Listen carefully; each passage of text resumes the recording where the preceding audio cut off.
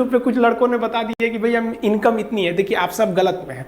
ये यूट्यूब जो है ना इनकम दिखाता है वो गलत दिखाता है, 100% गलत दिखाता है। वो 6 गुना 8 गुना ज़्यादा बढ़ा के दिखाता है। और वो कितना अच्छा काम करता है कि ऊपर लिख देता है एस्टिमेटेड इनकम, मतलब मेरे अनुसार। एस्टिमेटेड मतलब नहीं समझता, अनुसार मतलब वो एवरेज नहीं बता रहा है, एस्टिमेटेड बता रहा है।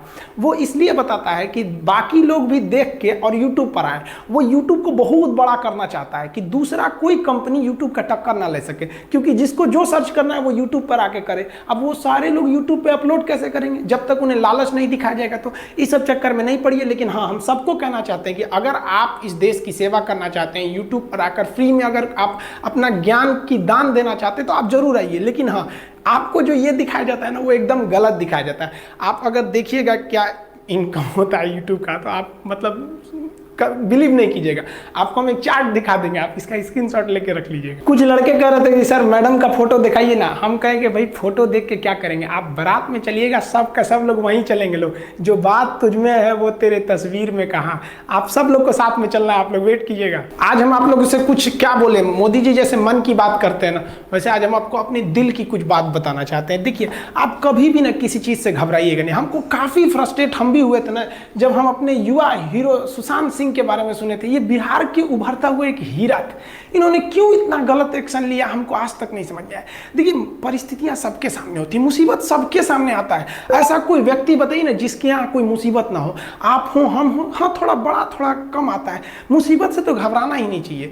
मुसीबत एक ऐसी तिजोरी है जिसके अंदर आपको सफलताओं के हथियार मिलते हैं।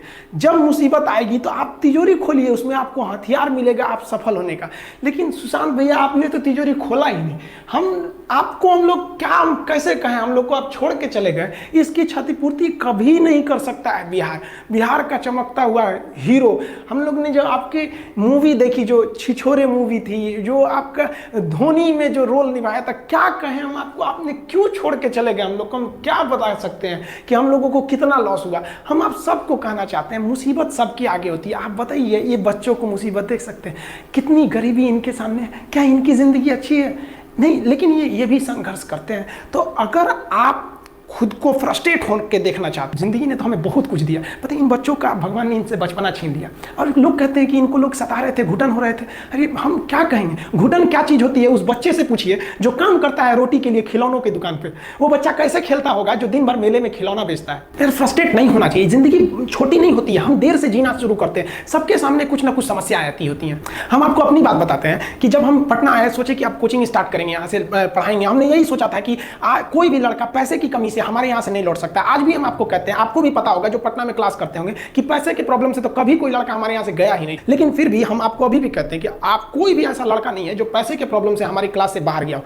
लेकिन जब हम स्टार्ट किए थे ना, तो हम पटना में, मेरा शुरू में कोई मकान वगैरह नहीं था, तो हम रूम लेने के लिए गए थे, फ्लैट लेने के लिए। तो हम फ्लैट गए, हम नॉर्मली एक फ्लैट था, ये नहीं था, मैं एक चीज़ आपको समझने के लिए बना दिया। तो वहाँ गए ना, तो उनको हमने बता दिया कि भैया हाँ इतना रेंट है। तो कहे ठीक है सामान वगैरह रख लीजिए। उन्होंने कहा कि आप आधार कार्ड दे दीजिएगा। हम कहे ठीक है हम आपको प्रिंट करके दे देंगे।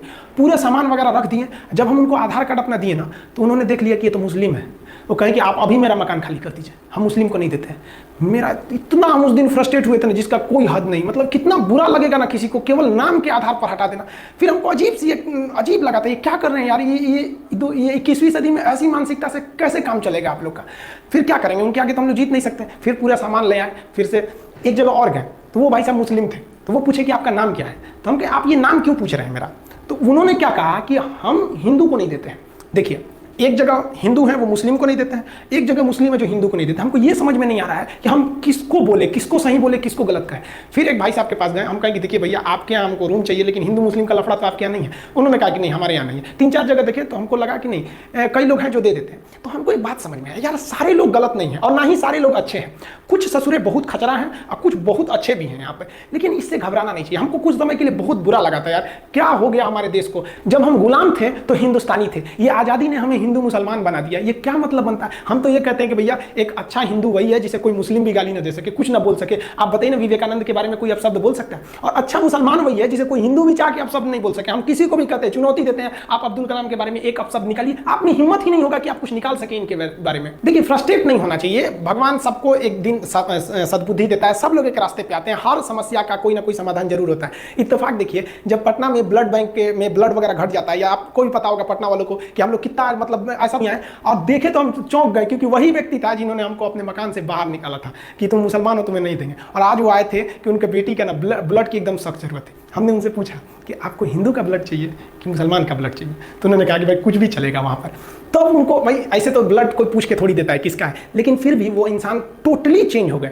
और हम कुछ दिन पहले जब वहाँ गए थे तो देखे थे अब वो ये सब मानसिकता से हट गए हैं कि किसको देना चाहिए या किसको नहीं देना चाहिए। तो हर समस्या का समाधान होता है, आप समस्या से भागिए नहीं। जिंदगी है, हमेशा आपको कभी कभी कोई जिंदगी में आएंगे टेम्पोररी लोग और आपको परमानेंट लेसन सिखा के जाएंगे। तो इससे क्या आप अपना हिम्मत है कि महफिल भी रोएगी, हर दिल भी रोएगा, डूबेगी कश्ती मेरी तो साहिल भी रोएगा, इतना प्यार बांटूंगा इस दुनिया में ऐ मेरे दोस्त कि मेरे मरने के बाद मेरे आशिक तो क्या मेरा कातिल भी रोएगा। और दुनिया में ना किसी भी समस्या है भाई, उसका सबसे अच्छा एक टोल फ्री नंबर है। दुनिया की कोई भी समस्या का सबसे टोल फ्री नंबर है दोस्त। एक बढ़िया दोस्त बनाओ भाई, 2-4 लोगों का, और उनसे ही आप पढ़ाई लिखाई हर तरह के डिस्कस करते रहो। दोस्त से बढ़िया टोल फ्री नंबर कोई नहीं है, हर चीज का इलाज है। और कुछ दोस्त जिंदगी में तो ऐसे बनाओ ना जो आपकी प्रॉब्लम को वैसे ही समझ जाए जैसे डॉक्टर की लिखावट मेडिकल स्टोर वाला पढ़ लेता है। और एक बात और, ये जो अच्छी किताबें होती हैं और अच्छे दोस्त होते हैं जल्दी समझ में नहीं आते हैं, लेकिन इसलिए दोस्ती बहुत अच्छे सोच समझ के कीजिएगा। जो आपकी प्रॉब्लम को, एक बढ़िया दोस्त बनाओ भाई, 2-4 लोगों का, और उनसे ही आप पढ़ाई लिखाई हर तरह के डिस्कस करते रहो। दोस्त से बढ़िया टोल फ्री नंबर कोई नहीं है, हर चीज का इलाज है। और कुछ दोस्त जिंदगी में तो ऐसे बनाओ ना जो आपकी प्रॉब्लम को वैसे ही समझ जाए जैसे डॉक्टर की लिखावट मेडिकल स्टोर वाला पढ़ लेता है। और एक बात और, ये जो अच्छी किताबें होती हैं और अच्छे दोस्त होते हैं जल्दी समझ में नहीं आते हैं, लेकिन इसलिए दोस्ती बहुत अच्छे सोच समझ के कीजिएगा। क्योंकि कहा जाता है कि एक आम 10 आम को सड़ा सकता है, लेकिन 10 अच्छा आम एक सड़े हुए आम को कभी ठीक नहीं कर सकते हैं। इसलिए अगर आपको कोई आपके सर्किल में, कोई आपके करियर में कोई बाधा आता है तो तुरंत बाहर कीजिए, उनसे कोई इग्नोर मत कीजिए। जिंदगी जो है ना वो एक एग्जाम की तरह है, और इस एग्जाम में ना ज्यादातर लोग फेल हो जा रहे हैं। क्यों फेल हो रहे हैं? क्योंकि वो एक दूसरे का नकल कर रहे हैं और उनको पता ही नहीं है कि सबका क्वेश्चन पेपर अलग है, इसलिए फेल हो रहे हैं। तो जिंदगी में सबकी समस्याएं अलग होती हैं। आप दूसरे की समस्या से केवल साहस ले सकते हैं, उसका तरीका नहीं अपना होता है कि उसका अंत एक कचड़े में जाकर होगा, लेकिन उससे पहले उसे आसमान छूकर दिखाना होता है। पहाड़ों को चीरते हुए जब नदी निकलती है ना तो कभी नहीं पूछती है कि समुद्र अभी कितना दूर है। और नदी में गिरने से तो कभी किसी की मौत नहीं होती है, मरता तो वही है जिसे तैरना नहीं आता है। तो हम सब परिस्थितियों के आगे हार जाते हैं, हम हार जाते हैं। परिस्थितियां सबके सामने होती है, जो डट के रहा उसे मंजिल मिली और जो नहीं डटा वो हार के चला गया। जब हमारे पास परिस्थितियां आती हैं, हम घिर जाते हैं चारों ओर से, तो हम परिस्थितियों को दोष देने लगते हैं, न कि उस परिस्थितियों से निकलते हैं। कोई मस्जिद जाता है, कोई मंदिर जाता है, कभी सोचा है भगवान क्या वेस्टर्न कल्चर हो गया, समझ में नहीं आता है। प्यार और छोहाड़ा, इसकी जिंदगी ना 1 साल होती है, 1 साल में ही खराब हो जाता है। ये वेस्टर्न कल्चर है, हमारी भारत की संस्कृति नहीं है। हम गर्व करते हैं, हमें अहंकार है, हमें गुरूर है अपने भारत की संस्कृति पर, जहां एक छोटी सी बच्ची भी गुड़िया खरीदती है ना तो उसके लिए दुपट्टा खरीदती है। और यार अगर आपको दिल लगाना ही है तो किताबों से लगाओ ना यार, बेवफा भी निकलेगी तो मुकद्दर बना के जाएगी। दिन ना सबके लिए 24 घंटा का होता है, ऐसा नहीं है कि आपको अलग से वक्त मिलेगा, लेकिन इसी 24 घंटे में किसी को प्यार करके पति बनने का शौक है तो किसी को मेहनत करके करोड़पति बनने का शौक है। तो आप डिसाइड करिए आपको क्या बनना है, क्योंकि बरसों बाद जब लोग ये मिलेंगे ना आपसे तो ये नहीं पूछेंगे कि कितनी गर्लफ्रेंड है, लोग पूछेंगे कमाता कितना है, हैसियत कितनी है तुम्हारी। ये दुनिया का उसूल है कि लोग कभी भी आपसे खैरियत नहीं, आपकी हैसियत पूछते हैं। लोग एक दूसरे से वादा करते हैं कि तुम्हारा जिंदगी भर साथ निभाएंगे, कोई किसी का साथ नहीं निभाता है। लोग अर्थी और जनाजा भी ले जाते हैं ना 2 कदम, तो कंधे बदल बदल के ले जाते हैं, जबकि पता है कि आखिरी मुलाकात है। और लोग यहाँ कंधा बदल बदल के ले जा रहे हैं और लोग वादे कर रहे हैं कि जिंदगी भर साथ निभाएंगे, कोई साथ नहीं निभाता है। हम आप सब लड़का लड़की से कहना चाहेंगे कि अभी वक्त है, अभी सर झुका के पढ़ लीजिए। वादा है आपसे कि जिला में सबसे ऊंचा सर आपका होगा, लेकिन अगर अभी आप सोचिएगा आराम करने के लिए, पूरी जिंदगी आपको तकलीफ उठानी पड़ेगी। अगर आज आप किताबों के दीवाने हो गए ना तो कल दुनिया आपकी दीवानी हो जाएगी।